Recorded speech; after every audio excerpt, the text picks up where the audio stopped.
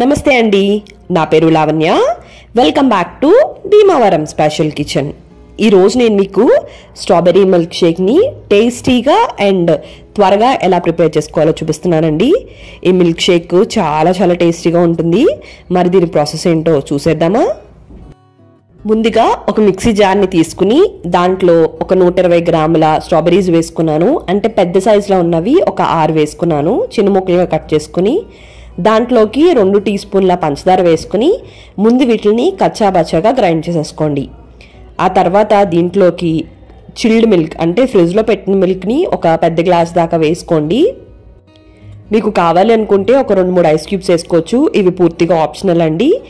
ఆ తర్వాత దీంట్లోకి ఒక 2-3 స్పూన్ల నేను స్ట్రాబెర్రీ విప్పింగ్ క్రీమ్ వేసాను. మీరు కావాలనుకుంటే స్ట్రాబెర్రీ ఐస్ క్రీమ్ అయినా కూడా వేసుకోవచ్చు.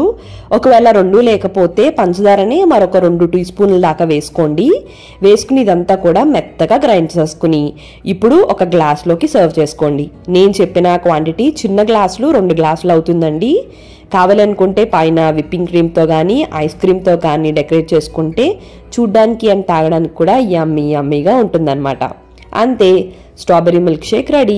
మరి మీకు వీడియో నచ్చినట్టయితే like, comment, share and subscribe to Bhimavaram special kitchen. Thank you అండి. మళ్ళీ వీడియోలో కలుద్దాం.